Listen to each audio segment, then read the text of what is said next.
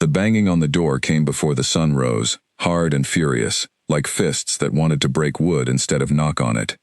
Elira sat up in bed, her heart slamming against her ribs, and before she could even reach for a robe, the door burst open, and her stepmother stood there, with a lantern in one hand and a rolled parchment in the other.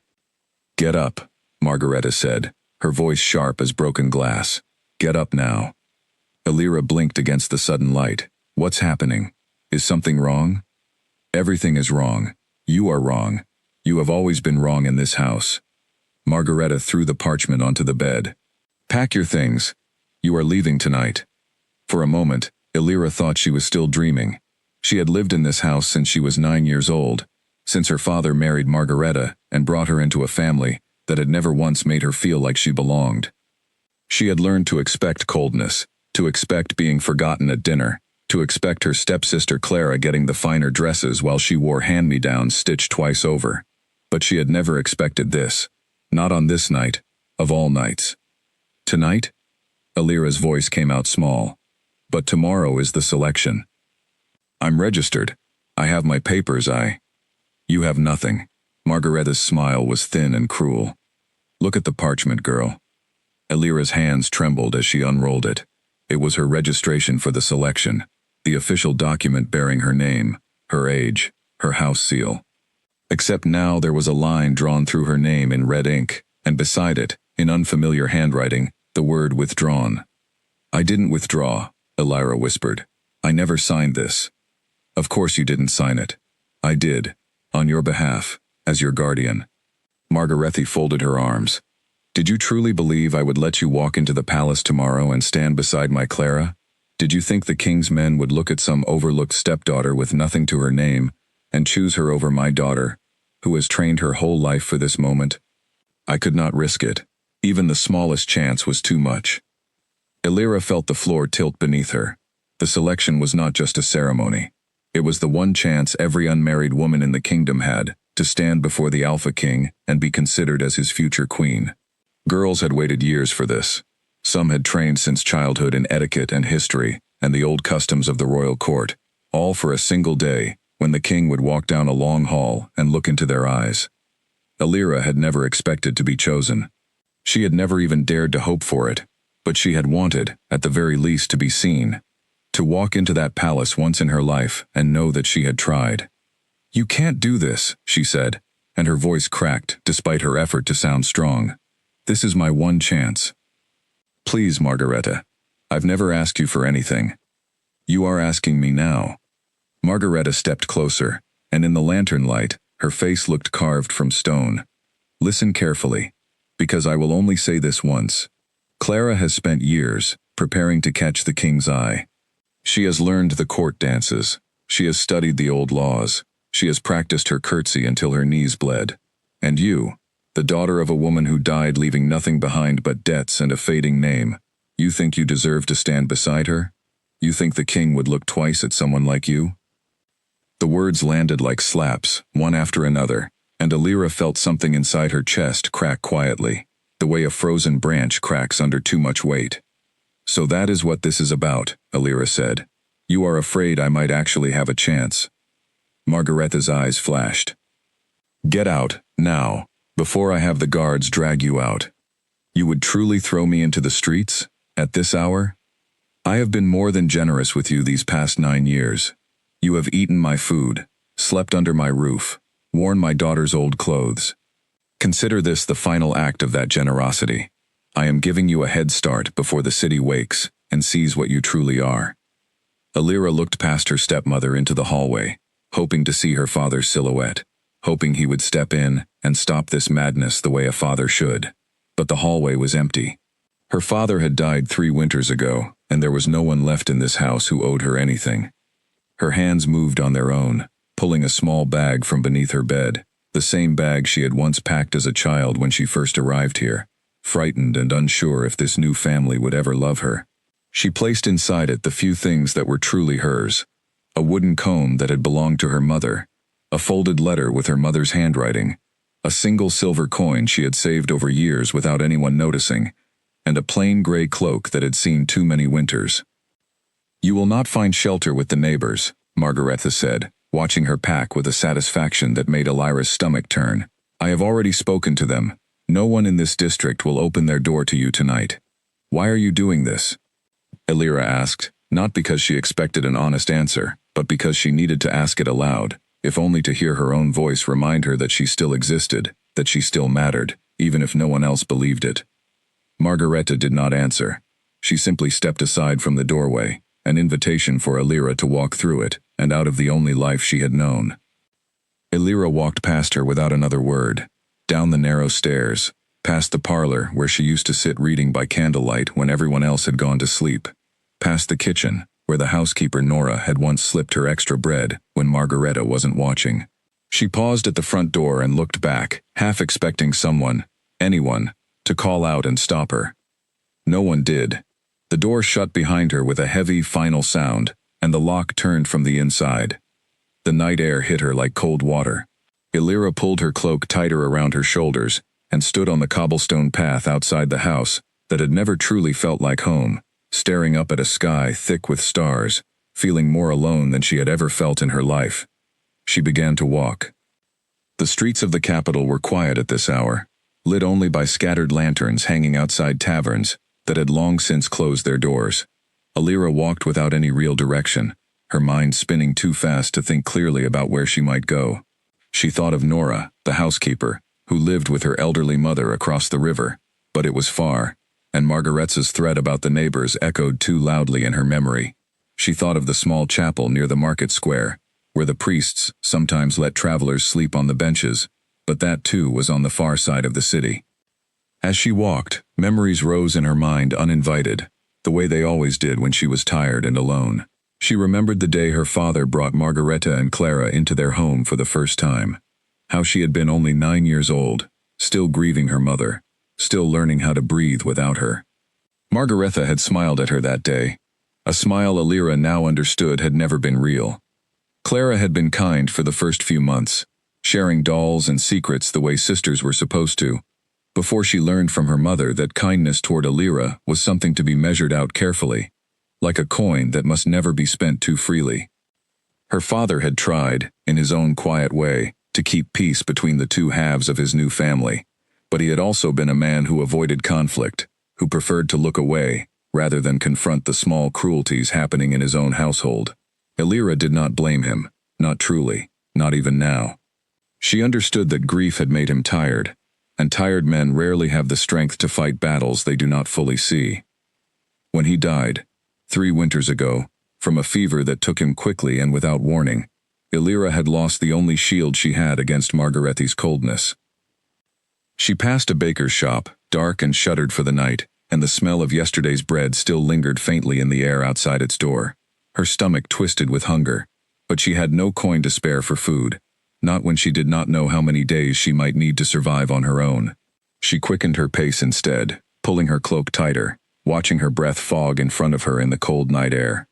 A cat darted across her path, thin and quick, disappearing into a narrow alley between 2 buildings. Somewhere in the distance, a dog barked twice and then fell silent. The city felt different at this hour, stripped of all its daytime noise and color, reduced to shadows and stone, and the occasional flicker of candlelight behind a curtained window. Elira had lived in this city her whole life, but she had never truly seen it like this, never understood how large and indifferent it could feel to someone who had nowhere left to go. She thought about turning back, just for a moment, some foolish part of her hoping that Margaretha might have softened, might allow her back inside if she simply knocked and pleaded one more time. But she knew better. She had seen the look in her stepmother's eyes, the satisfaction hidden beneath the cruelty, and she understood that going back would only mean facing that same rejection twice in one night, and that was a wound she did not think she could survive. Instead, she thought of her mother's letter, folded carefully inside her bag. She had read it so many times over the years that she had memorized every word, but she had never dared to unfold it in front of anyone else, not even Nora, who had been the closest thing to a friend she had in that house. The letter was not long. Her mother had written it during her final illness, when she still had enough strength to hold a pen, and in it she had told Elira to be brave, to be kind, even when kindness was not returned, and to always remember that her worth was never decided by the people who failed to see it. Illyra had clung to those words through every hard year that followed, through every small humiliation, every cold meal eaten alone in her room, every dress handed down after Clara had grown tired of it. She had told herself, again and again, that one day things would be different, that one day she would find a place where she was not simply tolerated, but truly wanted. Tonight, walking alone through empty streets with nothing but a bag on her shoulder, that promise felt further away than it ever had before. She crossed a small stone bridge over a canal that cut through the merchant district, her footsteps echoing softly against the old stones. The water below moved slowly, black and glinting faintly under the moonlight, and for a brief, dark moment, she wondered what it might feel like to simply stop walking, to sit down on the edge of the bridge and let the exhaustion finally take her wherever it wanted. She pushed the thought away quickly, ashamed of it, and reminded herself of her mother's words. Be brave. She had never been given the choice to be anything else.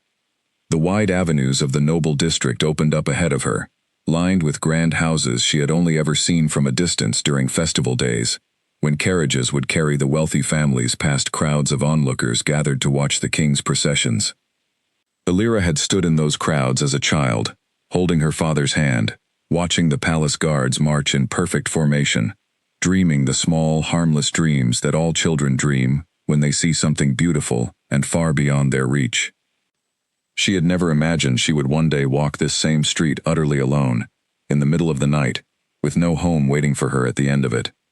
Her feet ached with every step, blisters forming where her thin shoes rubbed against her skin, but she kept moving, because stopping meant thinking, and thinking meant remembering exactly how alone she truly was.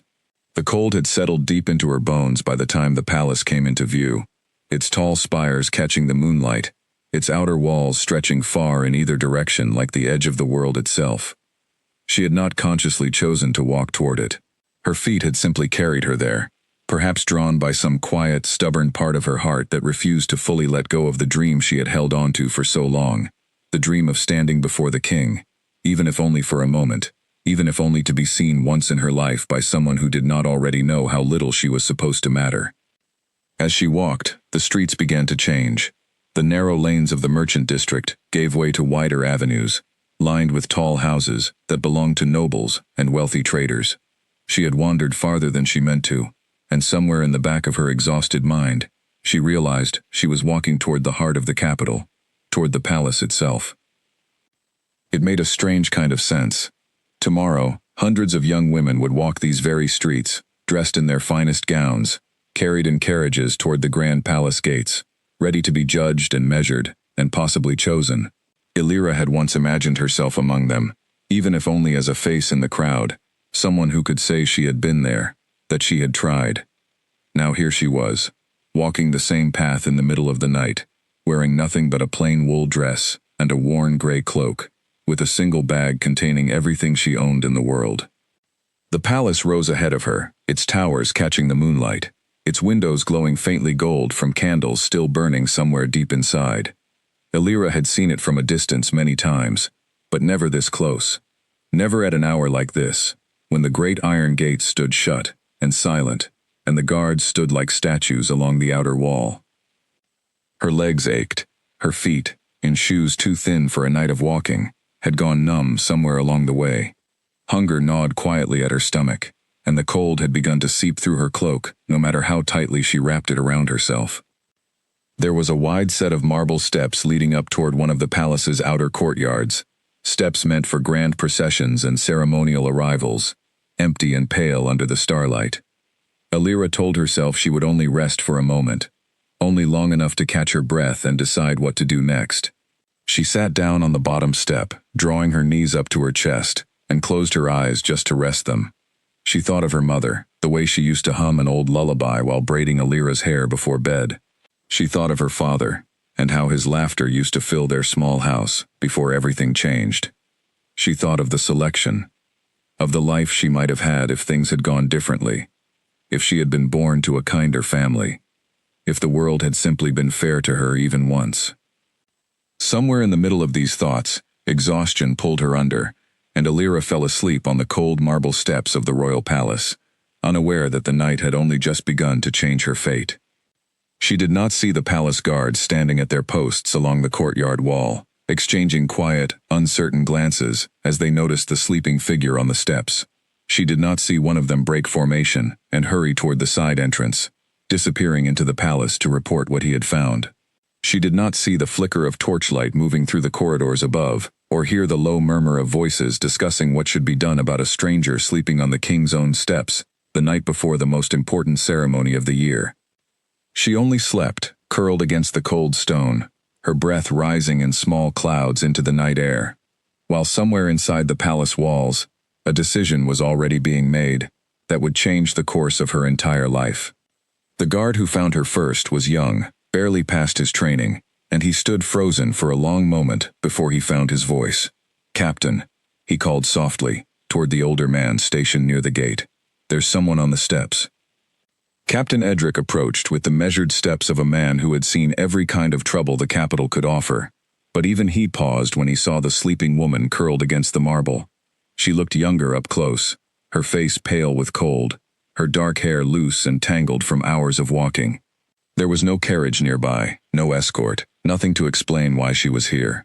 "Beggar, most likely," the young guard said. "Should we move her along?" Edric crouched down, careful not to wake her, studying her face in the dim torchlight.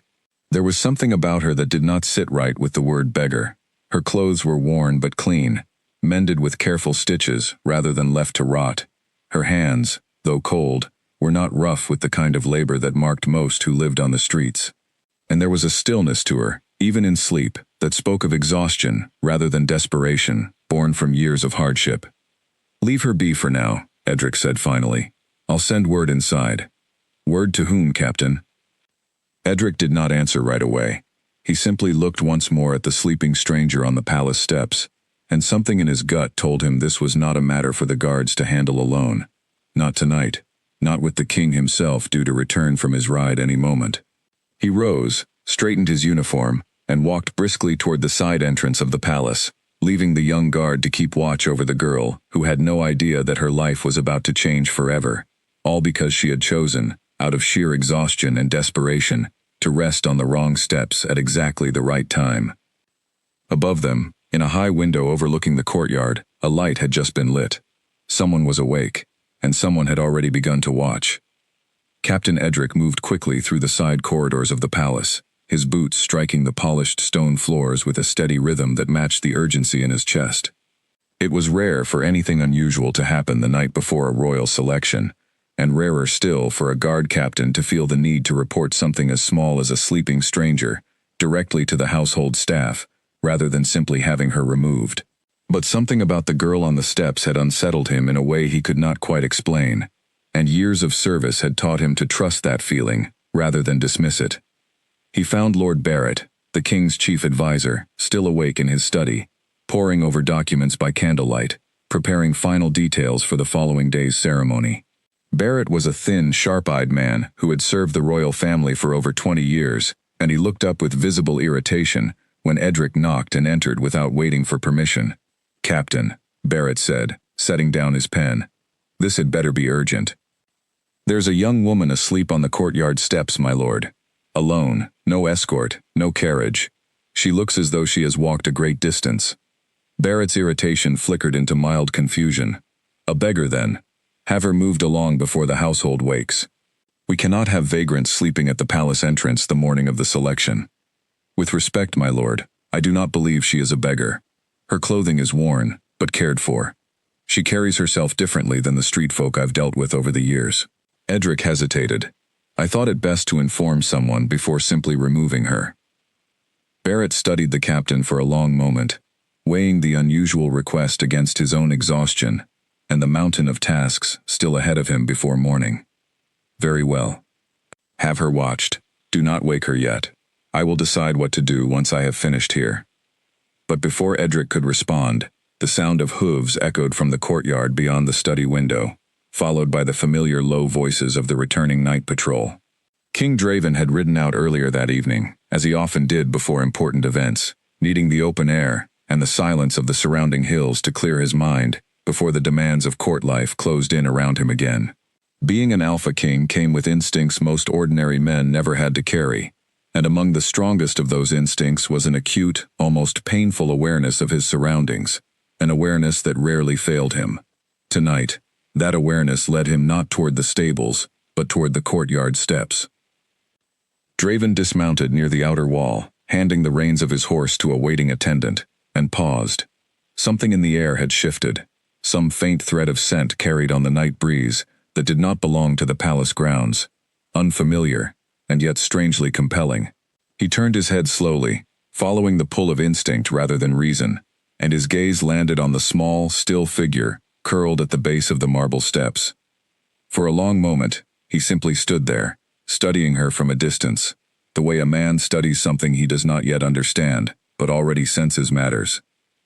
She was asleep, that much was clear, her dark hair spilling loose across her shoulders, her knees drawn up against the cold, her breathing slow and even, despite the harshness of her resting place. The young guard stationed nearby straightened immediately upon noticing the king's presence, unsure whether to speak or remain silent. Draven raised a hand slightly, a silent command for quiet, and stepped closer. He had encountered countless women throughout his years as king, women dressed in silk and jewels, women who had trained their entire lives in the art of catching a ruler's eye, women who knew exactly which words to say and which glances to offer in order to seem desirable. None of them had ever affected him the way this sleeping stranger did in the space of a single breath. There was something achingly honest about her stillness, something that felt entirely unrehearsed, unlike anything he encountered within the polished walls of his own court. Her face, though pale with cold and marked with the quiet exhaustion of a hard journey, held none of the calculation he had grown so used to seeing in the eyes of those who sought his favor. And her scent. It reached him fully now that he stood close, faint but unmistakable beneath the cold night air, something warm and unfamiliar that stirred a recognition deep within him, an instinct older than words, older than titles, older than the crown he carried. Every Alpha King in the long history of his bloodline had spoken of this moment, in old stories passed down through generations, the moment when a scent simply fit, when something ancient inside a man recognized another soul before his mind had even begun to understand why. Draven had never truly believed those old stories were meant for him. He crouched slowly beside her, careful not to startle her from sleep, studying the delicate curve of her exhausted features, the slight furrow of her brow even in rest, as though even her dreams carried some quiet burden she could not set down. A single strand of dark hair had fallen across her cheek, and though every instinct told him it was not his place to touch her, some deeper, older part of him wanted nothing more than to brush it gently aside. "Your Majesty." Captain Edric's voice was low, hesitant, as he approached from behind. "I did not expect you to return this way." Draven did not look up immediately. "Who is she?" "We do not know, Your Majesty. She arrived alone sometime within the past hour. No carriage, no escort. My men found her sleeping when they made their rounds. Has anyone questioned her?" "No, Your Majesty. I thought it best to wait." Draven finally rose to his full height, his gaze still fixed on the sleeping woman before him, his mind working through possibilities, with the same sharp focus he brought to matters of state and war. A runaway servant, perhaps. A traveler who had lost her way. Or something else entirely, something his instincts refused to dismiss no matter how hard his rational mind tried to reason it away. Tomorrow, hundreds of women would arrive at these very gates, dressed in their finest clothes, hoping to catch his attention through beauty and grace and carefully rehearsed charm.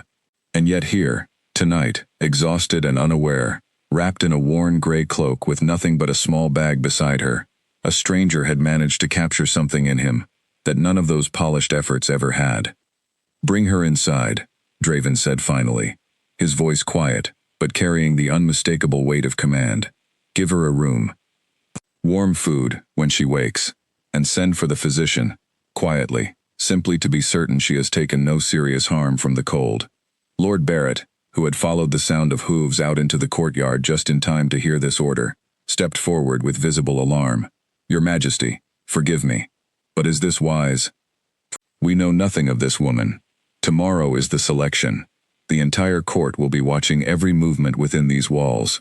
If word spreads that a stranger was found sleeping on the palace steps and brought inside by the king himself, the rumors alone could—" "I am aware of what tomorrow is, Barrett," Draven's tone remained calm, but there was an edge beneath it that silenced further argument. I am also aware that a woman lies freezing on my steps, and I do not intend to leave her there simply because her arrival is inconvenient to the court's expectations. Barrett fell silent, recognizing the particular stillness in his king's expression, the one that meant further objection would serve no purpose. He had served Draven long enough to know when a decision had already been made in that unshakable part of him that no advisor, however wise, could ever fully sway. 2 attendants were summoned quietly, careful not to disturb the rest of the sleeping palace, and Alira was gently lifted from the cold marble steps and carried inside, still wrapped in her worn gray cloak, still entirely unaware that the king of the realm had knelt beside her only minutes before, that his eyes had studied her face with an intensity he had never shown any woman before, and that her quiet, accidental rest upon his palace steps had already begun to alter the course of everything that was meant to happen the following day. As the attendants carried her through the palace's grand corridors, past sleeping guards and dim candlelight, Draven remained behind in the courtyard a moment longer, staring up at the star-scattered sky, turning the strange pull of the evening over in his mind. He was not a man given to impulsive decisions, and yet tonight he had acted on instinct alone, driven by something he could not fully name. Tomorrow, the selection would begin. Hundreds of women, each hoping to become his queen, would parade before him in the grand hall, each one presented with careful ceremony, designed to help him choose wisely, choose well, choose for the good of the kingdom, rather than the quiet pull of his own heart. And somewhere within his own palace walls, sleeping now in warmth and safety instead of cold stone, lay a woman who had no idea that she had already, without a single word spoken between them, planted herself firmly in the king's mind, in a way none of tomorrow's hopeful candidates ever would. Draven turned at last and walked back into the palace, his thoughts far louder than the quiet night around him, already dreading and anticipating in equal measure the moment she would finally open her eyes. Alira woke slowly, drifting up from sleep the way one rises through deep water, aware of warmth before she was aware of anything else. For a moment, still caught between sleep and waking, she thought she was back in her old bed, wrapped in blankets that smelled faintly of lavender, and she almost called out for Nora to ask what time it was. Then her eyes opened fully, and nothing around her matched what she expected. She was lying in a bed far softer than any she had ever known, beneath blankets stitched with fine golden thread, in a room so large it could have swallowed her entire bedroom back home twice over. Tall windows framed in carved wood let in soft morning light, and a fire crackled gently in a marble hearth across the room. The walls were painted a deep, calming blue, decorated with tapestries depicting mountains and forests she did not recognize. Alira sat up quickly, her heart pounding, confusion rushing in to replace the peaceful haze of sleep. Where was she? The last thing she remembered clearly was sitting on cold stone steps, pulling her cloak tight against the night air, closing her eyes, just to rest for a moment. Her bag sat on a chair near the window, exactly as she remembered packing it. Someone had placed it there deliberately, carefully, rather than simply tossing it aside. That small detail eased some of her fear, though it did nothing to explain how she had gone from freezing marble steps to this warm, unfamiliar room. A soft knock sounded at the door before it opened, and a young woman entered carrying a tray of food. She was perhaps a year or two older than Alira, dressed in the simple but well-made uniform of palace staff, with kind eyes and dark hair pulled back neatly beneath a small cap. "Oh good, you're awake," the woman said, setting the tray down on a table near the bed. "I'm Ren. I've been asked to look after you this morning." "Where am I?" Alira's voice came out hoarse, unused, after a long, restless night. "How did I get here?" Ren's expression softened with something close to sympathy.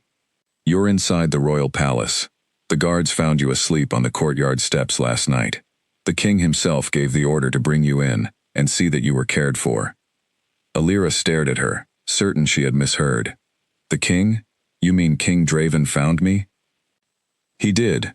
Ordered a room prepared, food, warmth, even had the physician check that you'd taken no serious harm from the cold."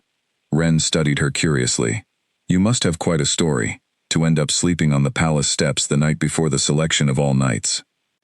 The mention of the selection hit Alira like a physical blow, and the events of the previous night came rushing back all at once. Margaretti's cruel smile, the forged withdrawal on her registration papers, the locked door, the long, cold walk through the city with nowhere to go. She pressed a hand to her mouth, overwhelmed by the sudden collision of memory and this impossible new reality. "Are you all right?" Ren asked, concern replacing curiosity. "I don't understand any of this," Elira admitted quietly. "Yesterday I had a home, even if it never truly felt like one. Today, I've woken up inside the royal palace, and I have no idea what happens next." Ren sat beside her on the edge of the bed, her earlier formality softening into something gentler. "Whatever happened to bring you here, the king does not make careless decisions. If he chose to help you, he had his reasons. Eat something first. You'll think more clearly with food in you, and I imagine you'll have questions to answer soon enough." Elira ate slowly, her body finally registering the hunger she had ignored throughout the previous night, and as warmth and nourishment returned to her, some of the panic in her chest began to settle into something closer to careful thought. She would need to explain herself. She would need to decide how much to reveal, and to whom, and what might happen once the truth of her situation became known. She had barely finished eating when another knock came at the door, firmer this time, followed by the entrance of an older man, dressed in fine dark robes that marked him as someone of considerable importance within the palace. His sharp eyes assessed her quickly, missing nothing, before he offered a formal, if somewhat stiff, bow. "I am Lord Barrett, Chief Advisor to His Majesty," he said. "I trust you slept well, given the circumstances of your arrival." "Yes, thank you," Elira managed, straightening instinctively under his scrutinizing gaze. "I'm grateful for the kindness shown to me, though I confess, I still don't fully understand it." "Nor do several members of this household," Barrett said, not unkindly, though his tone carried a clear note of caution.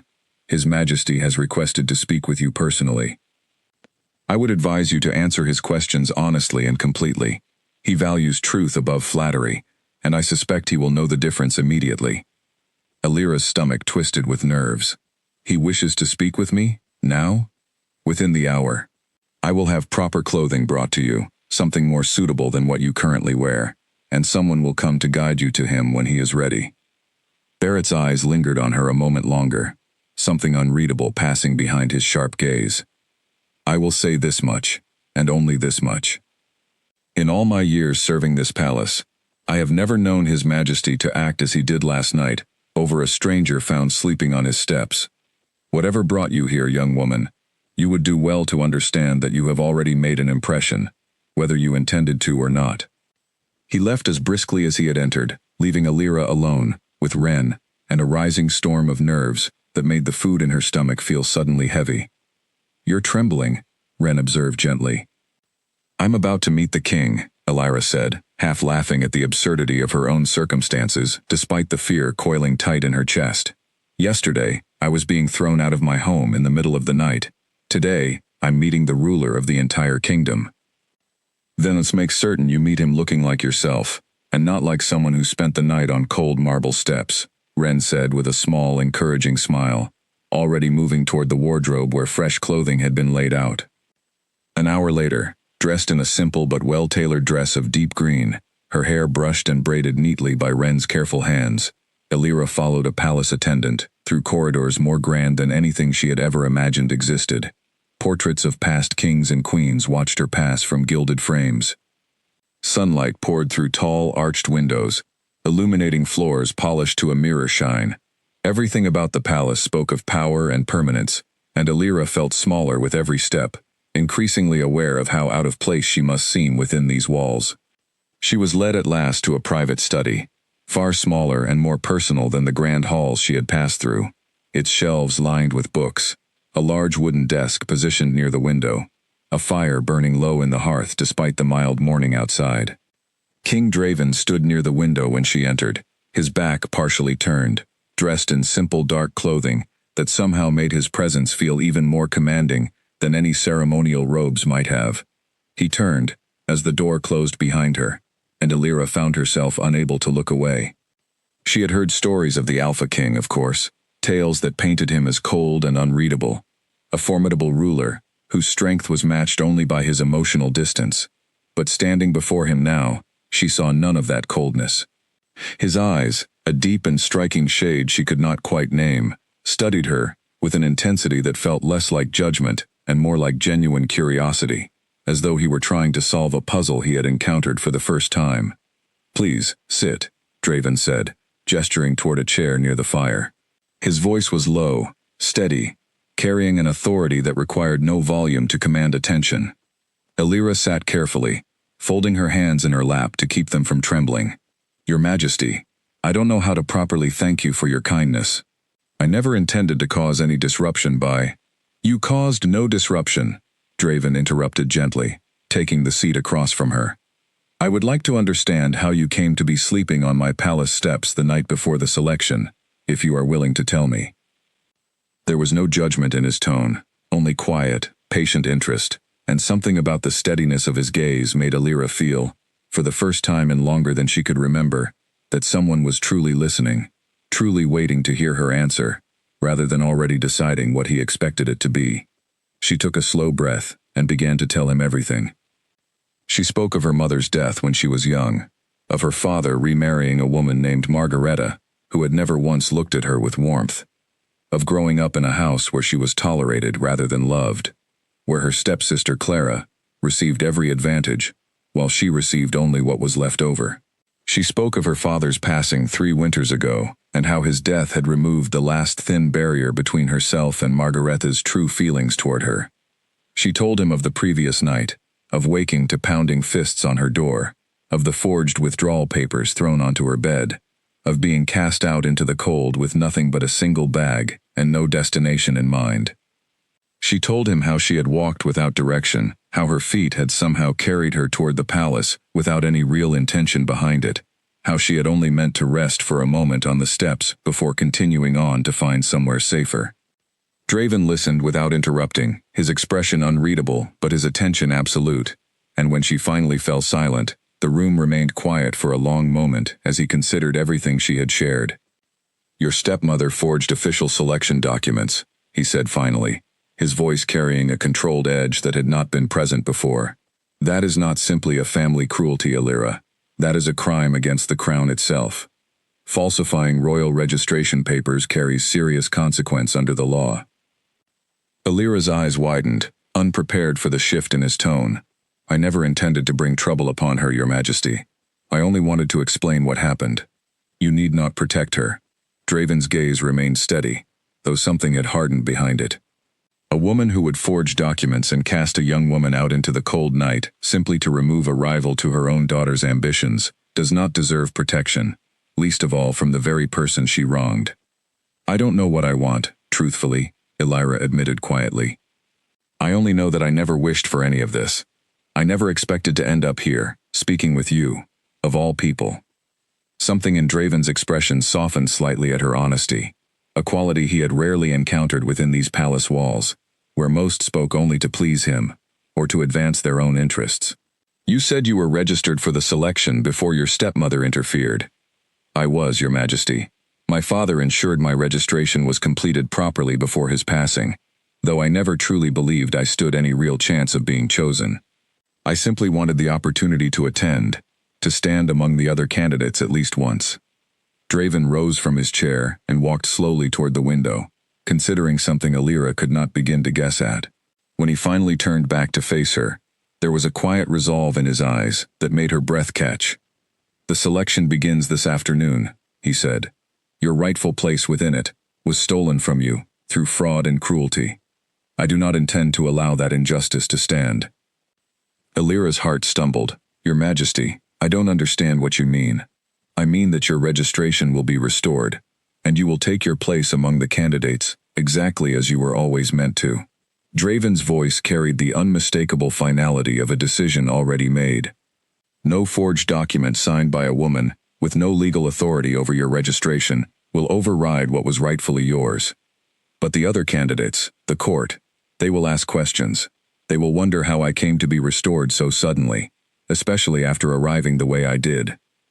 Elira's mind raced through the implications, the whispers that would surely follow her through every hallway of this palace. "I have no house of standing, no fortune, nothing that would explain such favor being shown toward me." "Let them wonder," Draven said simply. I am king. I do not require the court's permission to correct an injustice committed against one of my own subjects." Alira stared at him, overwhelmed by the sudden shift in her circumstances, unable to fully process how quickly her fate had transformed from utter ruin to this strange, unexpected opportunity. "Why would you do this for me? You don't know me. You have no reason to involve yourself in my troubles." Draven was quiet for a long moment, his gaze holding hers with an intensity that made her feel as though he were searching for something within her that even she did not yet understand about herself. "Perhaps I simply believe in fairness," he said finally, though something in his tone suggested there was more to his answer, that he chose not to voice aloud, not yet, not when the reason itself remained a mystery even to him. He summoned Lord Barrett back into the study, and within the hour, arrangements had been made. Alira's registration was formally restored under the king's direct authority. Her name entered once more into the official selection records, this time with no possibility of interference or forgery standing against it. Word would spread quickly through the palace, she knew, and likely through the city beyond it before the day was through. She had gone to sleep the previous night with nothing, believing her one chance at something greater had been stolen from her forever, and she had woken to find herself standing, however improbably, exactly where she had once only dared to dream of standing. As she was led away to prepare for the ceremony ahead, Alira glanced back once toward the study, where King Draven remained standing near the window, watching her go, with an expression she could not quite read, but one that stayed with her long after the door had closed between them, settling into her thoughts like a question she did not yet have the words to ask. News of the king's decision spread through the palace faster than any formal announcement could have managed. By the time Alira was dressed and prepared for the afternoon ceremony, whispers had already reached every corner of the grand halls where the other candidates gathered, their voices hushed, but their curiosity unmistakable, as they studied the newcomer who had arrived, under circumstances no one could quite explain. She stood near the edge of the grand receiving hall, dressed now in a gown of deep blue that Wren had helped her into, her hair arranged simply but elegantly, feeling every bit like an imposter among women who had spent months, sometimes years, preparing for this single day. The hall itself was breathtaking, its ceiling painted with scenes of ancient kings and their queens, its floor polished marble reflecting the light of 100 candles even in daylight, its air thick with the mingled scent of perfume and nervous anticipation. "That's her," she heard one voice murmur nearby, not quite quiet enough. "The one the king found on the steps. I heard she has no house at all, no fortune, nothing." Another voice, sharper, edged with disdain. "How is such a person even permitted to stand among us?" Alira kept her eyes forward, refusing to let the whispers show on her face, though her chest tightened with each unkind word that reached her ears. She had expected this reaction, had known from the moment Draven made his decision that she would face exactly this kind of scrutiny, and yet knowing it did not make the reality of it any easier to bear. A tall, elegant woman approached her directly, moving with the practiced grace of someone who had been trained since childhood in exactly this kind of confrontation. Her golden hair was arranged in an intricate style, studded with small jewels, and her gown, a deep crimson that suited her fair complexion perfectly, marked her as someone of considerable wealth and standing. "You must be the mystery everyone is discussing," the woman said, her tone pleasant on the surface, but carrying an unmistakable edge beneath it. "I am Lady Seraphine, daughter of Duke Halvern. I don't believe I've had the pleasure of your acquaintance before this morning." "Alira," she replied simply, offering a small, careful curtsy. "I don't believe we've met. No. No, I imagine we wouldn't have. I've spent considerable time among the noble houses these past years, preparing for today, and I don't recall your family ever being part of that circle." Seraphine's smile remained fixed in place, though her eyes swept over Alira's borrowed gown with obvious appraisal. "Tell me, is it true the king found you sleeping on the palace steps like some lost stray?" The words stung more than Alira wanted to admit, but she kept her expression calm, refusing to give Seraphine the satisfaction of seeing her flinch. "It's true that circumstances brought me here unexpectedly. I don't see any shame in that." "Of course not," Seraphine said smoothly, though her tone suggested the opposite. "How fortunate for you that the king happened to notice. I do wonder, though, whether such fortune stems from genuine kindness on his part, or something else entirely." Kings are not immune to curiosity after all, and curiosity is not the same as true interest. Before Elira could formulate a response, a horn sounded from somewhere within the palace, signaling the beginning of the formal proceedings, and the assembled candidates began arranging themselves according to the instructions of palace attendants, moving briskly through the hall. Seraphine offered one final measuring glance before turning away to take her position, leaving Elira standing alone amid a sea of unfamiliar faces, all of them watching her with varying degrees of curiosity, suspicion, and open disdain. She thought, briefly, of turning and walking straight back out through the grand doors, of abandoning this entire impossible situation before it could grow any more overwhelming. But then she remembered her mother's letter, the words she had carried with her through every hard year since. Be brave, even when kindness is not returned. She straightened her shoulders and took her place among the other candidates, refusing to let their whispers convince her that she did not belong. The doors at the far end of the hall opened, and King Draven entered, flanked by Lord Barrett and several members of his royal guard. The room fell into immediate, respectful silence, every candidate dropping into a graceful curtsy as he passed. Elira followed the motion, a beat behind the others, still unaccustomed to the formal court gestures that came naturally to women who had trained for this moment their entire lives. Draven's gaze swept across the assembled candidates with practiced neutrality, offering no particular favor to any single face, exactly as protocol demanded. But when his eyes reached Elira, standing slightly apart from the others in her borrowed blue gown, something flickered behind his controlled expression, something quick and private that only she seemed to notice, gone again, almost as soon as it appeared. He addressed the hall formally, speaking of tradition and duty, of the importance of choosing a queen who would serve the kingdom with wisdom and strength, his voice carrying easily across the vast space, without need of raising it. Elira listened, though her mind remained partly consumed by the weight of dozens of eyes still occasionally darting toward her, measuring her, wondering what exactly had brought her into their midst. As the ceremony continued, moving through introductions of each noble house represented among the candidates, Elira became increasingly aware of how alone she truly was in this glittering room full of silk and jewels and carefully rehearsed smiles. She had no house to represent her, no title to announce, nothing but her own name and the strange, unexplainable favor of a king she had met only that morning. When her own introduction came, a palace herald simply announced her name without any accompanying title or house, and the resulting silence that followed felt louder than any whispered insult could have been. She held her chin high despite it, refusing to let the absence of grand titles diminish the fact that she stood there, present and accounted for, exactly as she had once only dared to dream. From his position at the front of the hall, Draven watched her carefully, noting the quiet dignity with which she carried herself despite the obvious discomfort of her situation.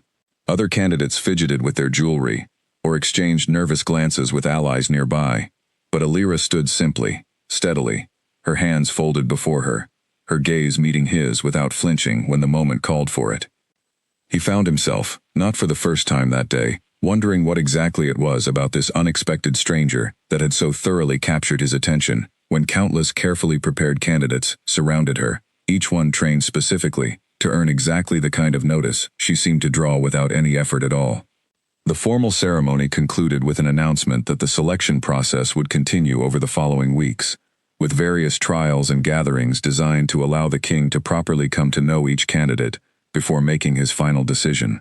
As the hall began to empty, candidates dispersing in small clusters of familiar faces and whispered conversation, Elira remained standing alone for a long moment, overwhelmed by the sheer scale of what she had just become part of.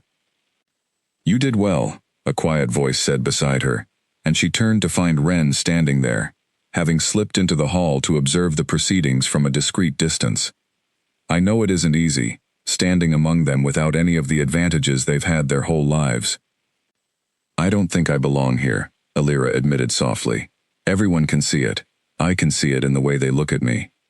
"Perhaps," Ren said thoughtfully. "Or perhaps they simply aren't used to someone who doesn't need a title to hold herself with such quiet strength. Give it time."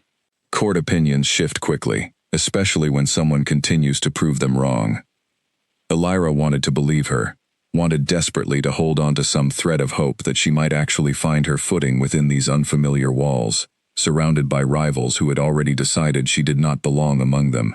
But as she made her way back toward her assigned chambers that evening, the weight of Seraphine's cutting words and the many curious, judging glances she had endured throughout the day settled heavily over her, and she could not help but wonder whether she had truly been given a second chance, or simply set up to fail, in a far more public and humiliating way than anything Margareta could have arranged on her own. Word of the king's decision reached Margaret's house before the sun had fully set that evening, carried first by a neighbor's excited gossip, and confirmed soon after by an official notice delivered from the palace itself, informing her that the Crown was formally investigating the forged withdrawal documents submitted under her name. Margareta read the notice twice, her hands trembling not with fear, but with a fury so sharp it left her breathless. "This cannot be happening," she whispered, crumpling the parchment in her fist. "That girl was supposed to disappear. She was supposed to be gone." Clara stood in the doorway of the parlor, watching her mother pace with growing alarm. She had spent the entire day preparing for her own presentation before the court, practicing her curtsy one final time, reviewing the careful lessons in etiquette and conversation she had absorbed over years of preparation, only to return home and find her mother consumed by rage over news that made little sense to her. "Mother, what's happened? What is this about Alira?" "She's been restored to the selection," Margareta spat. "The king himself intervened, found her sleeping like some common vagrant on his own front steps, and decided, for reasons I cannot begin to fathom, to take up her cause personally." Clara's stomach dropped. She had never truly hated her stepsister the way her mother seemed to, had simply learned over the years to stay quiet and accept the unfair distribution of affection within their household, because questioning it only brought her mother's temper down upon her own head as well. But hearing that Alira now stood among the candidates, potentially as a genuine rival for the king's attention, stirred something uncomfortable within her that she did not entirely understand. "What will happen to us?" Clara asked quietly. "If the Crown is investigating the documents, if they discover what you did—" "Nothing will happen," Margaret snapped, though the sharpness in her voice did little to mask the fear beneath it. "I will handle this. I always handle things. You focus only on your own presentation and let me worry about the rest." But, even as she spoke the words, Margareta understood the danger of her position more clearly than she wished to admit. Forging official selection documents was no small matter, and a formal Crown investigation, once begun, rarely concluded without consequence for someone.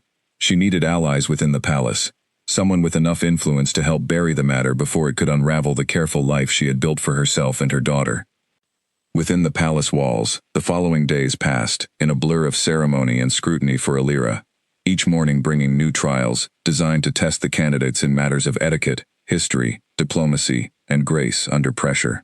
She struggled at first, lacking the years of formal preparation the other candidates had enjoyed, fumbling through unfamiliar court dances, and stumbling over the precise language expected during formal introductions. But she learned quickly, driven by a determination that surprised even herself, staying awake late into each night with Wren's patient help, memorizing histories, and practicing steps until her feet ached nearly as much as they had during that long, cold walk through the city. Seraphine watched her progress with growing irritation, having expected the newcomer to embarrass herself quickly and fade quietly from consideration. Instead, Alira's quiet resilience seemed only to grow stronger with each passing day, drawing quiet, grudging respect from some of the palace staff, and even a few of the more open-minded candidates, though Seraphine's own hostility only sharpened in response. "I don't understand why you bother trying so hard," Seraphine remarked one afternoon, finding Alira practicing a formal court dance alone in one of the smaller halls after the other candidates had already retired for the evening. "Everyone knows how this will end. The king entertains his curiosity for a while, and then reality reasserts itself. A queen requires a house, a fortune, connections that benefit the crown. You have none of those things." "Perhaps not," Alira replied evenly, refusing to let the words wound her the way they clearly intended. "But I have my own worth, even if it doesn't come wrapped in a title." "Worth means little in matters of the crown," Seraphine said, though something flickered in her eyes, some crack in her composed exterior that suggested Alira's steady confidence bothered her more than she wished to reveal. "You would do well to remember your place before you embarrass yourself further." Illyra said nothing further, simply returning to her practice steps as Seraphine finally turned and left, her crimson gown trailing behind her like a warning. Alone in the quiet hall, Illyra allowed herself a moment of doubt, wondering if Seraphine's cruel words carried more truth than she wanted to admit. She had no house, no fortune, nothing to offer beyond herself, and in a court built entirely around wealth and status, she wondered if that would ever truly be enough. It was during one such quiet evening, several days into the trials, that she encountered Draven again, outside the formal structure of the selection ceremonies. She had slipped away from the noise and pressure of the main halls, finding her way into the palace gardens as the sun began to set, seeking a few moments of peace among the roses and quiet fountains, before returning to face another evening of scrutiny. She did not expect to find the king there as well, standing alone near a stone bench overlooking the western gardens, seemingly lost in his own thoughts. He turned as she approached, and for a moment neither of them spoke, simply acknowledging the unexpected privacy of the encounter. "I didn't mean to intrude, Your Majesty," Illyra said quickly, already beginning to retreat. "You aren't intruding." Draven's voice carried an easy warmth she had not heard during their earlier, more formal exchange. "I often come here in the evenings. It's one of the few places within these walls where I can think without an audience." Illyra hesitated, then allowed herself to remain, settling onto the far end of the same stone bench, careful to maintain a respectful distance despite the informality of the moment. "The gardens are beautiful. I hadn't seen this part of the palace yet. Most of the candidates prefer the eastern courtyards, closer to their chambers. Fewer of them venture out this far." Draven studied her for a moment, something curious in his expression. "How are you finding the trials so far?" "Difficult," Illyra admitted honestly, something about the quiet privacy of the garden loosening her usual careful caution. "I never trained for any of this the way the others have. I fumble through dances I've never learned, stumble over histories I've never studied. I suspect I embarrass myself more often than I realize." "You underestimate yourself," Draven said quietly. "I've watched the trials each day, Illyra. You learn faster than anyone I've observed in years of overseeing these ceremonies. That is not a small thing." Something warm bloomed in her chest at his words, unexpected and slightly overwhelming. "Thank you, Your Majesty. Though I imagine watching me stumble through a court dance for the first time provided at least some entertainment among the more polished performances." A rare, genuine smile touched Draven's expression, softening the usual controlled composure he carried throughout his public appearances. "Perhaps a little," he admitted, and the sound of his quiet laughter, unguarded and real, struck Illyra as something precious, something she suspected very few people within these walls had ever truly witnessed.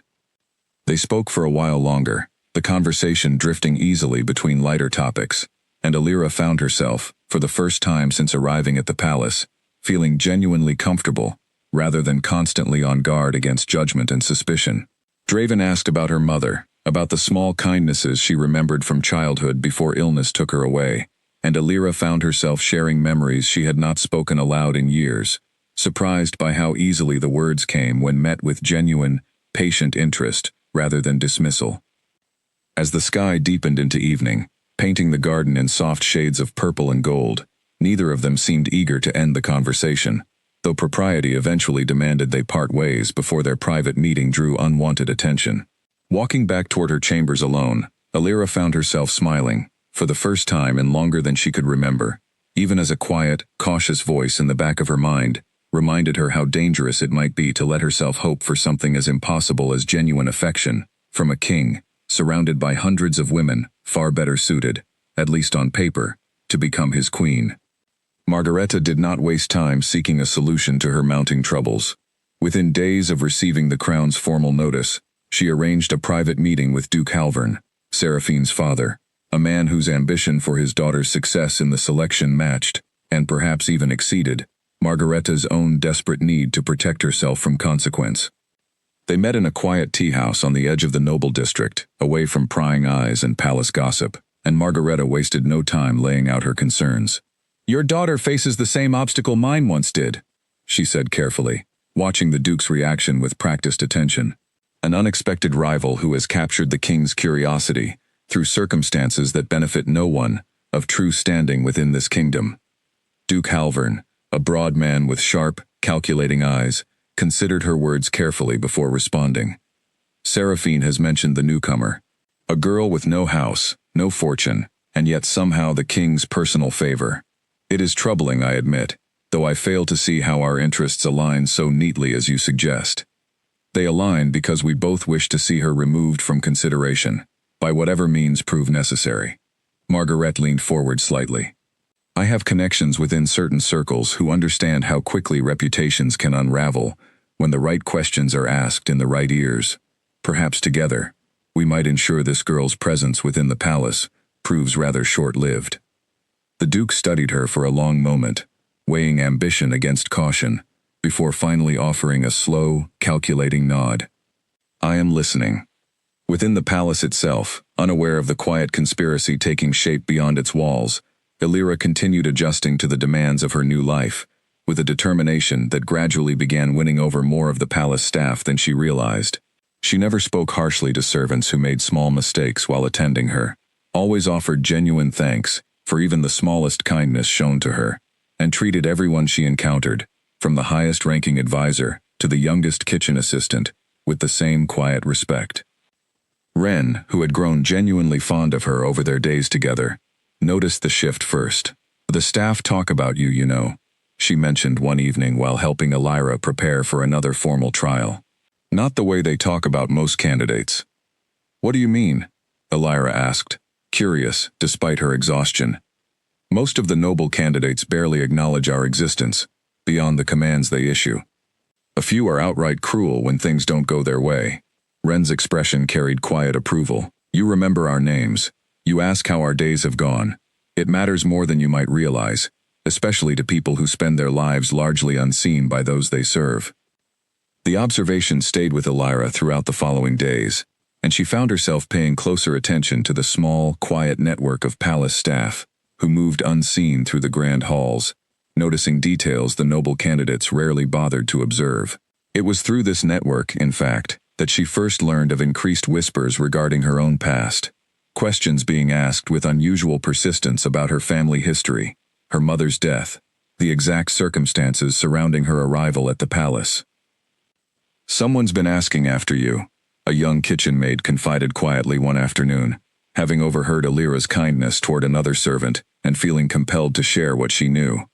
A man came through the servant's entrance 2 days past, asking questions about your family, your mother, whether there was anything unusual in your past worth knowing. Illyra's stomach tightened with unease. Did you learn who sent him? No, miss. But he mentioned Duke Halvern's household when he thought no one else was listening. The information settled uneasily in Illyra's chest as she considered its implications. Seraphine's father, investigating her past, she could think of few reasons for such interest beyond an attempt to find some weakness, some vulnerability that might be used against her within the increasingly competitive atmosphere of the selection. She debated whether to bring the matter to Draven's attention, uncertain whether doing so might seem like an accusation without sufficient proof, or worse, like an attempt to manipulate his sympathy against a rival candidate. In the end, her growing unease outweighed her hesitation, and she found an opportunity to mention it quietly during one of their now regular evening conversations in the garden, conversations that had become, without either of them fully acknowledging it, the quiet highlight of both their days. Duke Halvern's household, asking questions about your family? Draven's expression darkened with concern as she relayed what the kitchen maid had shared. That is troubling, though not entirely surprising, given his daughter's ambitions within the selection. I don't want to cause trouble without proof, Illyra said carefully. Perhaps it's nothing more than idle curiosity. Perhaps, Draven acknowledged, though his tone suggested he did not entirely believe it himself. I will have the matter looked into quietly. In the meantime, be cautious, Illyra. Court politics can grow considerably more dangerous than simple whispered insults when ambition and fear combine. His warning lingered in her mind long after their conversation ended, a quiet unease that followed her even as the trials continued, and her bond with Draven deepened with each passing evening spent together in the garden's quiet privacy. She found herself looking forward to these stolen moments more than she wanted to admit, treasuring the easy warmth of his laughter, the genuine curiosity with which he asked about her thoughts and dreams, the way his guarded composure seemed to soften whenever they were alone together, away from the watchful eyes of court. She knew, of course, the danger of allowing herself to hope for something more than friendship from a king who would ultimately have to choose his queen from among hundreds of far more qualified candidates. But some quiet, stubborn part of her heart refused to fully heed that caution, drawn instead toward a connection that felt more genuine and more real than anything she had experienced in years of careful, guarded loneliness within Margarethi's cold household. Meanwhile, beyond the palace walls, the conspiracy taking shape between Margareta and Duke Halvern continued to grow, each of them driven by their own desperate ambitions, neither of them fully aware of how deeply their combined efforts would soon threaten not just Alira's fragile place within the selection, but her safety within the palace itself. The next formal trial arrived a week later, a grand banquet designed to test each candidate's grace under the pressure of extended court conversation, careful navigation of complex table etiquette, and diplomatic handling of unexpected questions posed by visiting dignitaries invited specifically to observe the proceedings. Alira had spent the preceding days studying every detail Ren could teach her, determined not to embarrass herself before an audience far larger and more scrutinizing than any she had faced thus far. The grand dining hall gleamed with polished silver and crystal, long tables arranged beneath towering windows that caught the evening light in brilliant scattered patterns across the marble floor. Alira took her assigned seat carefully, aware of the many eyes already tracking her movements, and did her best to settle her nerves before the formal proceedings began. She had barely finished her first course when trouble found her. A visiting dignitary, an elderly nobleman from a distant province, known for his sharp tongue and love of catching candidates in embarrassing missteps, turned his attention directly toward her, with obvious interest. "You must be the young woman causing such stir throughout the palace," he said, his voice carrying easily across the surrounding tables, drawing the attention of nearby guests. "Tell me, what house do you represent? I confess I am unfamiliar with your family name." The hall grew noticeably quieter around her, dozens of ears straining to catch her response.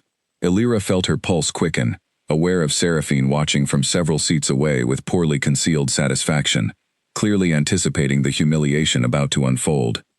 "I represent no noble house, my lord," Alira answered carefully, choosing honesty over any attempt to dodge the question. "My father held a minor position within the merchant registry before his passing. I stand here through the king's own decision, not through any inherited title." A ripple of murmured surprise moved through the surrounding guests, and the elderly nobleman's eyebrows rose with obvious interest. How unusual, and what, may I ask, qualifies a woman without noble blood to compete for the honor of becoming queen? Before Alira could formulate a response to the pointed, uncomfortable question, Seraphine's voice cut smoothly across the table, her tone dripping with false sympathy. "Perhaps qualification matters less than certain circumstances of fortunate timing, my lord. I understand our newest candidate simply happened to be sleeping in the right place at the right moment." Quiet laughter rippled through nearby guests, and Alira felt heat rise to her cheeks, humiliation threatening to overwhelm the careful composure she had worked so hard to maintain throughout her weeks at the palace. She glanced instinctively toward the head of the table, where Draven sat, observing the exchange with a carefully neutral expression that gave nothing away, though she noticed the slight tightening of his jaw that suggested Seraphine's comment had not gone unnoticed by him either. Rather than retreat into embarrassed silence, Alira drew a steadying breath and met the elderly nobleman's gaze directly. "Fortunate timing brought me to the palace steps, my lord, that much is true. But nothing beyond my own effort and determination has kept me standing among these candidates through every trial since. I believe qualification comes in many forms beyond noble blood alone, including the willingness to work harder than one's circumstances might otherwise allow." The elderly nobleman studied her for a long moment, something shifting in his expression from amused curiosity to genuine, surprised respect. "Well spoken," he said finally, offering a small, approving nod. "I find myself increasingly curious to see how you continue to fare, young woman." The tension around the table eased somewhat, though Seraphine's expression had darkened considerably at the unexpected turn of the exchange, her earlier satisfaction replaced by obvious frustration at having failed to achieve the humiliation she had clearly hoped to witness. The remainder of the banquet passed without further direct confrontation, though Alira remained keenly aware of the continued whispers following her throughout the evening. It was only much later, after the formal proceedings had finally concluded, and most candidates had retired for the night, that the true danger of the evening revealed itself. Illyra had stepped briefly onto a private balcony overlooking the eastern gardens, seeking a few quiet moments alone after the exhausting scrutiny of the banquet, when she noticed something wrong with her wine glass, still half full, sitting where she had left it on a nearby table. A strange, faintly bitter scent rose from the liquid, subtle enough that she might have missed it entirely, had years of careful attention within Margaretta's household not trained her to notice small details others overlooked. She had learned long ago, from bitter necessity, to recognize when something in her environment had been tampered with, a survival instinct born from years of navigating a household where kindness could never quite be trusted. Her heart began pounding as she stared at the glass, uncertain whether her suspicion was justified or simply the product of an exhausted, overwrought mind. She considered simply discarding the wine and saying nothing, avoiding any further attention or controversy after the already difficult evening. But something in her gut refused to let the matter rest.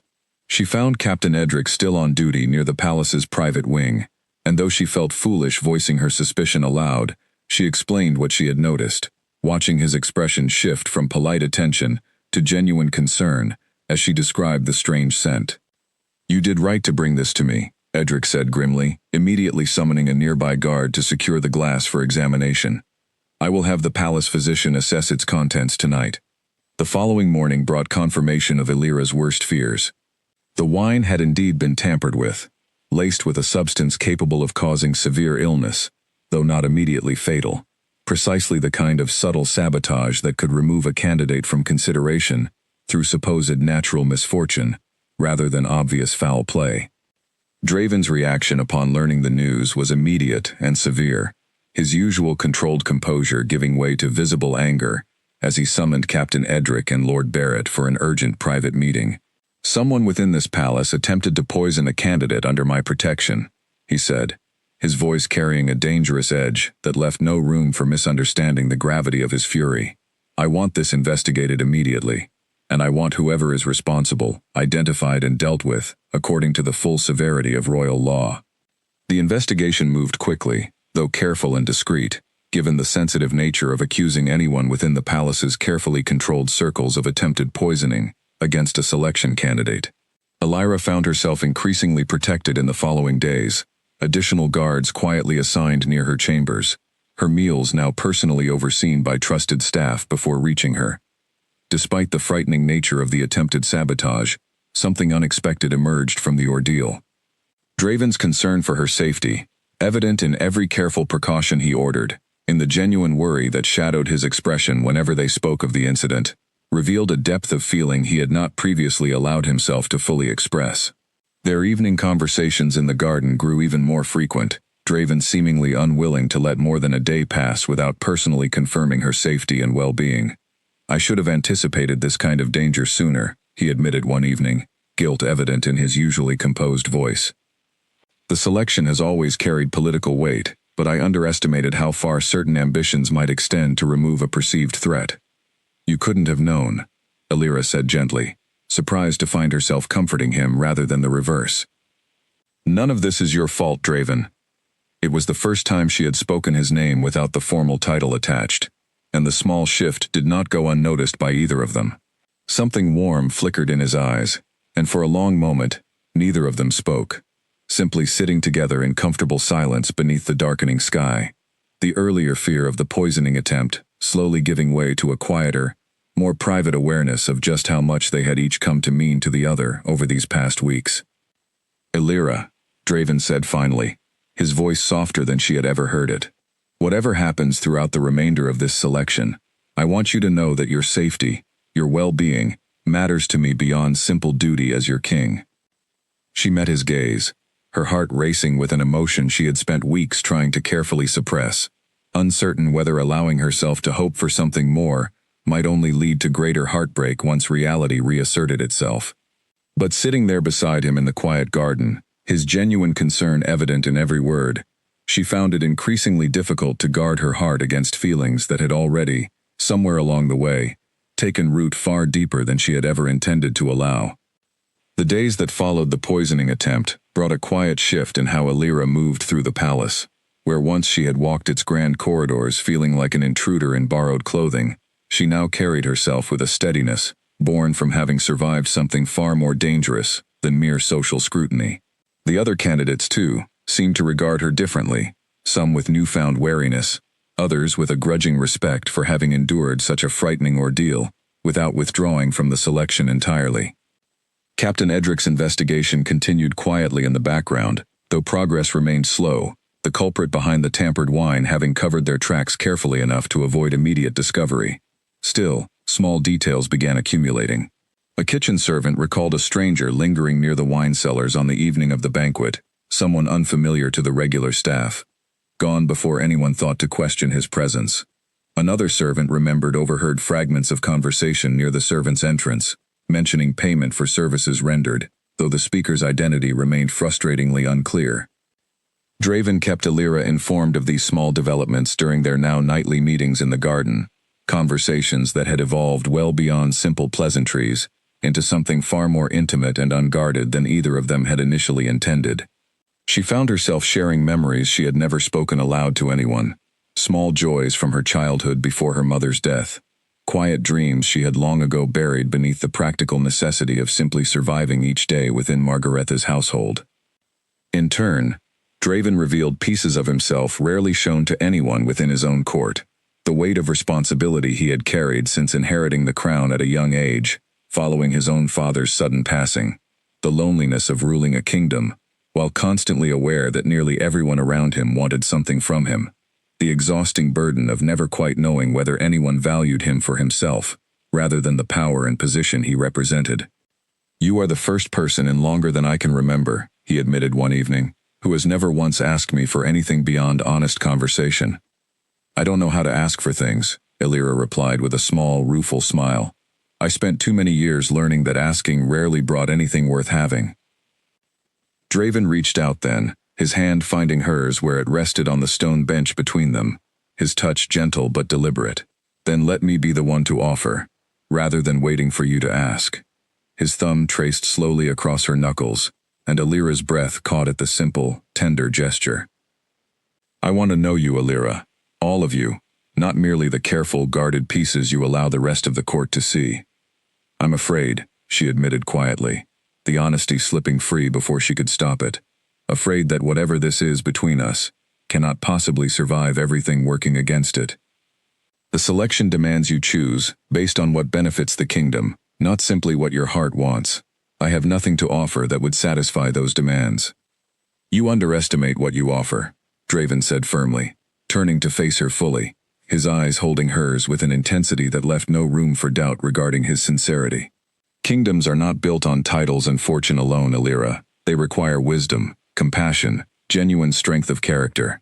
I have watched you demonstrate all three since the moment I first found you on those steps, more consistently than any candidate raised specifically to display such qualities for my benefit." Tears gathered unexpectedly in her eyes, and she blinked them back quickly, unused to receiving such genuine, unguarded affirmation from anyone. "I never expected any of this," she whispered. "Not the selection, not the palace, and certainly not you." "Nor did I," Draven admitted, a small, wondering smile touching his lips.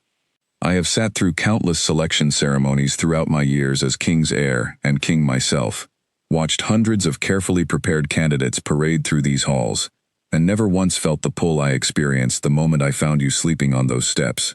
I did not fully understand it then. I am beginning to understand it now." They sat together in comfortable silence for a long while afterward, her hand still resting within his, the weight of unspoken understanding settling gently between them.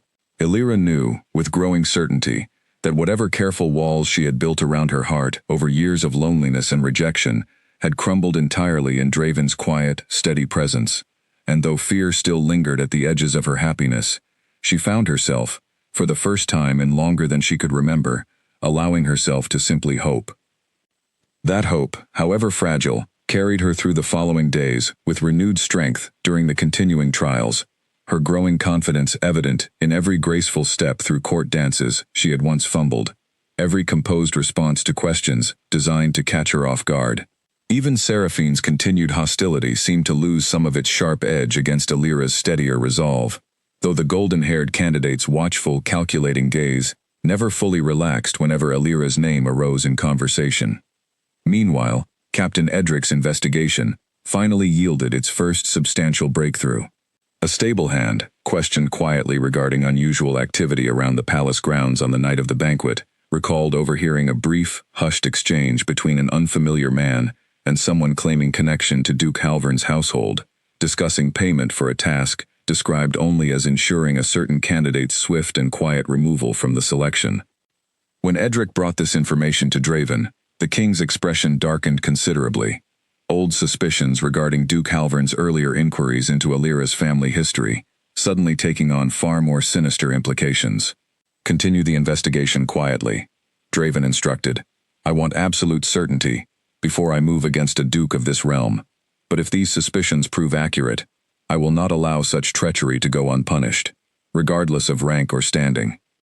Unaware of how close the investigation had drawn toward uncovering the truth behind the attempted poisoning, Margareta and Duke Halvern continued refining their conspiracy in quiet, private meetings, growing increasingly desperate as each passing week saw Alira's position within the selection strengthen rather than weaken.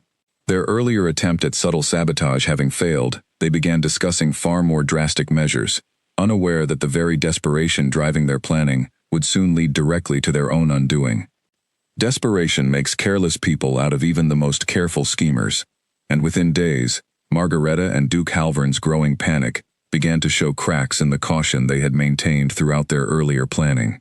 A second attempt, hastily arranged and poorly considered compared to the first, involved bribing a junior member of the palace guard to allow an intruder brief access to Alira's private chambers under cover of night, with instructions to plant false evidence suggesting she had been secretly corresponding with a foreign envoy, a fabrication designed to paint her as a potential threat to the crown's security rather than a simple romantic rival.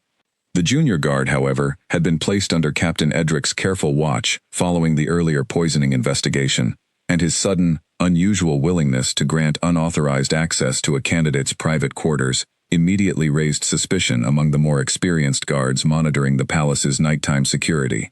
The intruder was apprehended before ever reaching Alira's chambers, caught with forged letters already prepared, along with a small pouch of coin traced directly back to a household account belonging to Duke Halvern.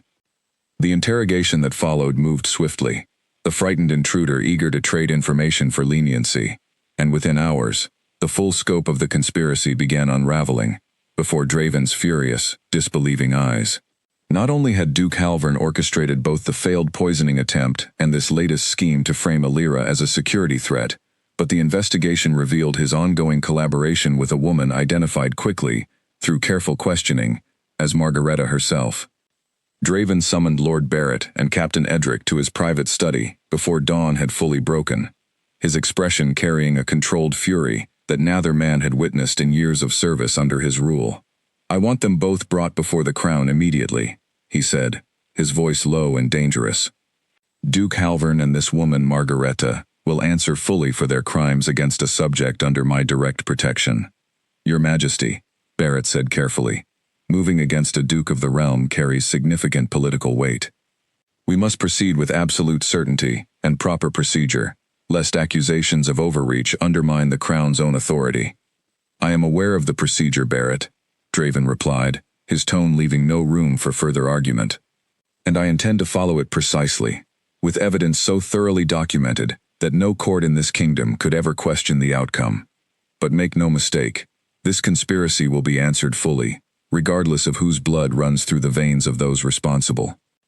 Word of the unfolding scandal reached Alira later that same morning, delivered gently by Wren, who had rushed to her chambers the moment news began spreading through the palace's quiet network of servants and staff. They tried again, Wren explained breathlessly, and this time they were caught. Duke Halvern and your stepmother working together against you this entire time. Alira sat frozen for a long moment, processing the enormity of what Wren described, a strange mixture of relief and heartbreak washing over her in equal measure. Relief that the danger threatening her these past weeks had finally been exposed and stopped. Heartbreak that even now, even after everything, Margareta's hatred had run deep enough to risk such serious consequence, simply to see her removed from a life she had never believed Alira deserved. She was summoned before the formal royal court later that same day, where Duke Halvern and Margaretha stood before Draven's throne, flanked by armed guards, their earlier confidence and calculation entirely stripped away by the weight of evidence arrayed against them. Seraphine stood at the edge of the grand hall as well, her face pale with shock and humiliation, having apparently known nothing of her father's schemes until this very moment, her own future within the selection now cast into serious doubt by association alone. "You stand accused of conspiracy against the crown," Draven announced, his voice carrying easily through the silent, packed hall, including the attempted poisoning of a selection candidate under royal protection, and the subsequent attempt to frame that same candidate through forged evidence of treason against this kingdom. "How do you answer these charges?" Duke Halvern, still attempting to salvage some measure of dignity, opened his mouth to offer some manner of defense, but the overwhelming evidence already presented left little room for denial. Margaretha, however, showed no such restraint, her earlier composure finally shattering entirely under the weight of public exposure. "She was never meant to have any of this," Margaretha spat, glaring across the hall toward Alira with undisguised hatred. "She was nothing, a burden left behind by a dead woman, tolerated only because her father insisted. I gave her food, shelter, a home for 9 years, and this is how such generosity is repaid, with her stealing the future that rightfully belonged to my own daughter." "You gave her nothing beyond cruelty disguised as obligation," Draven replied coldly, his own fury barely restrained beneath his controlled royal composure. "And whatever grievance you believed yourself entitled to hold against her, it did not grant you the right to forge crown documents, to attempt poisoning against a candidate under my protection, or to conspire toward framing an innocent woman for treason against this kingdom." Alira stood quietly throughout the proceedings, watching the woman who had shaped so much of her difficult childhood, finally stripped of all pretense, all careful cruelty, disguised as propriety, revealed now before the entire court as exactly what she had always been.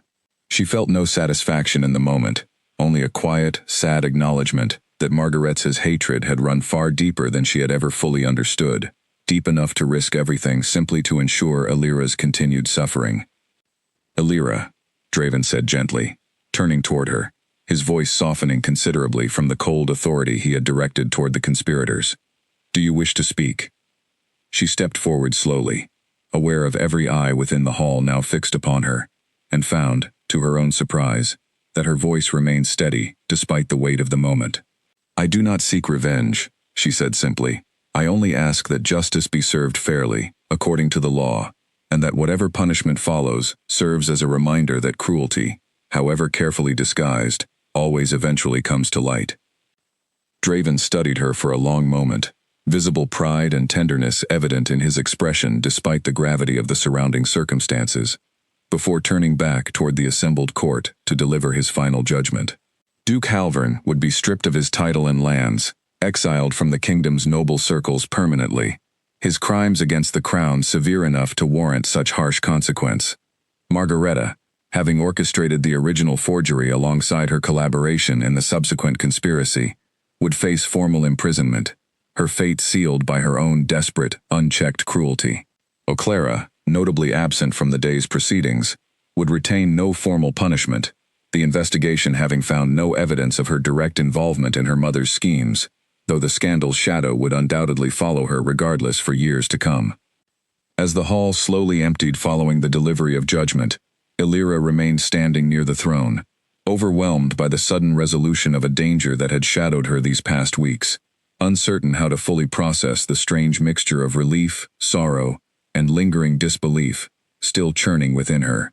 Draven descended from his throne and approached her directly, heedless of the remaining onlookers still watching from the edges of the hall. "It's over," he said quietly, reaching for her hand. "You are safe now, truly safe, and no one within this kingdom will ever again threaten you without answering fully for such treachery." Alira allowed herself, finally, to release the careful composure she had maintained throughout the difficult proceedings, tears slipping free as the accumulated weight of weeks of fear and uncertainty finally found release.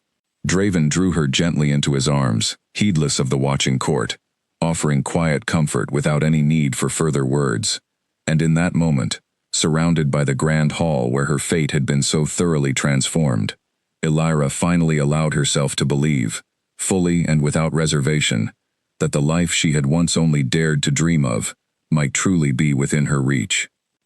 In the weeks that followed the collapse of Margareta and Duke Halvern's conspiracy, the palace settled into a quieter rhythm, though the scandal's aftermath continued rippling through court circles for some time.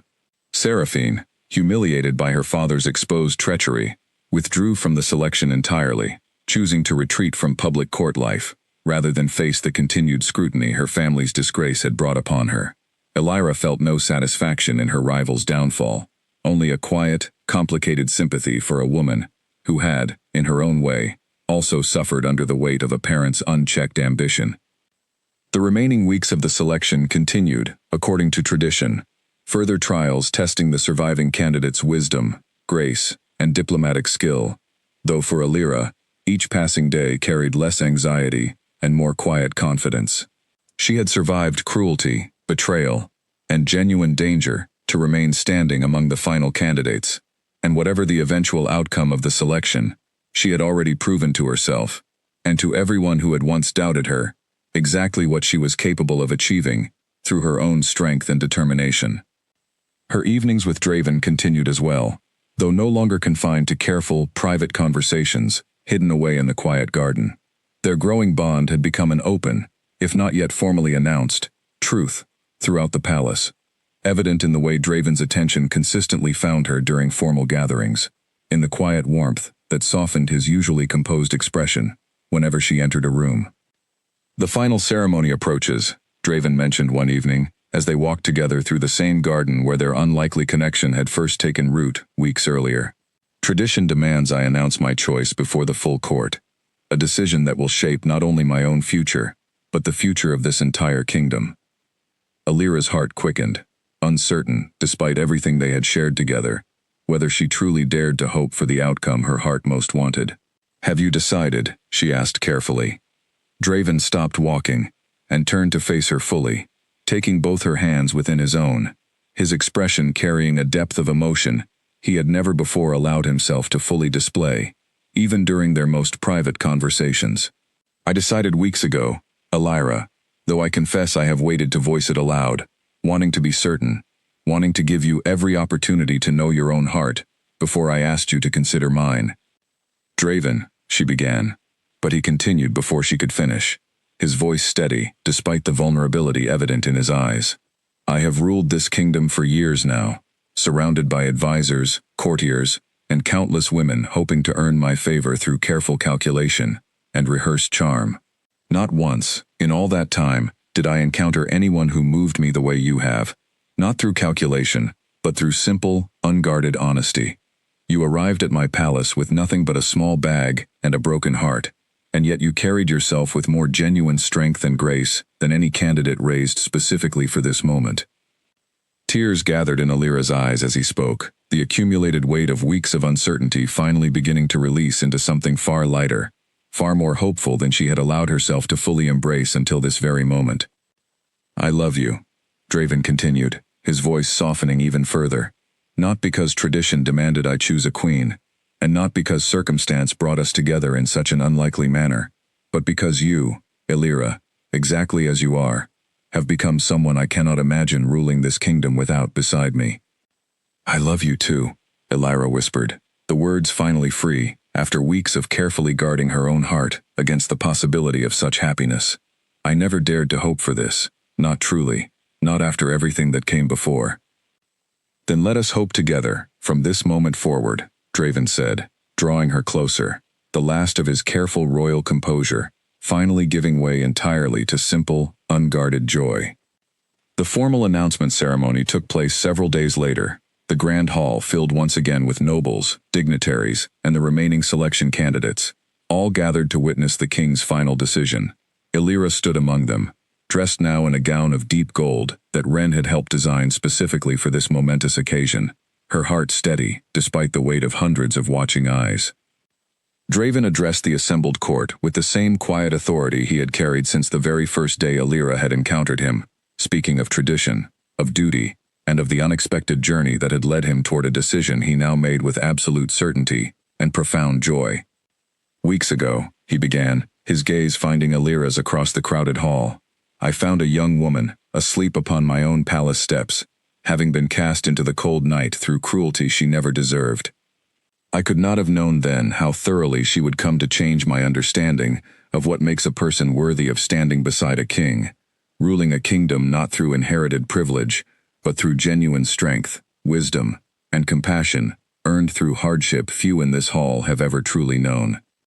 A hushed anticipation settled over the assembled court as he continued, every noble present understanding exactly where his words were leading. "I choose Illyra," Draven announced, his voice carrying clearly through the silent hall. "Not because tradition demanded a choice be made today, but because my heart made this choice weeks ago, the very moment I first saw her, and has never once wavered since."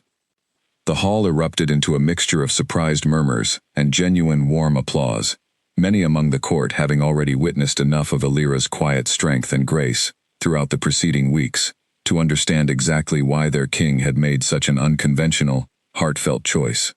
Illyra moved forward through the parting crowd, her eyes fixed on Draven as he descended from his throne to meet her halfway, taking her hands within his own before the entire watching court.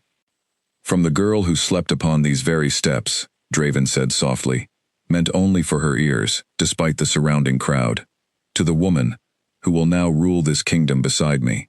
I could not have imagined, that cold night weeks ago, exactly how thoroughly you would come to transform not only my own heart, but everything I believed possible for my future." "Nor could I," Illyra replied, tears of genuine joy slipping free at last, "though I have never in my life been more grateful for a single, desperate night of walking without direction, for it led me, against every expectation, exactly where I was always meant to be." Their formal wedding ceremony took place beneath the same garden sky where their quiet, unlikely bond had first taken root, surrounded by close friends and loyal staff who had witnessed and supported Illyra's journey from frightened, cast-out stranger to beloved queen. Ren stood proudly among the attendants, her own quiet kindness having played no small part in Illyra's successful navigation of court life. Captain Edric, too, stood in attendance, his instinctive decision to report an unusual stranger sleeping upon the palace steps, having ultimately set in motion everything that followed. As Illyra stood beside Draven before their assembled kingdom, finally and formally declared his queen, she thought back to that cold, desperate night weeks earlier, to the moment she had collapsed upon unfamiliar marble steps believing she had lost everything worth having in her life.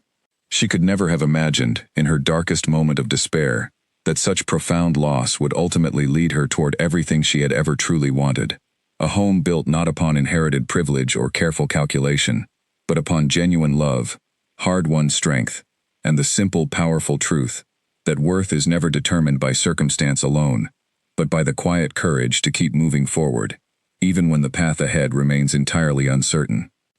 The kingdom that had once dismissed her as nothing more than a fortunate stranger now embraced her as their queen, and Illyra, standing finally in the life she had once only dared to dream of, understood at last that every hardship she had endured, every cruel word, every cold and lonely night, had only strengthened the quiet resilience that ultimately carried her toward a happiness far greater than anything she had ever believed herself worthy of receiving.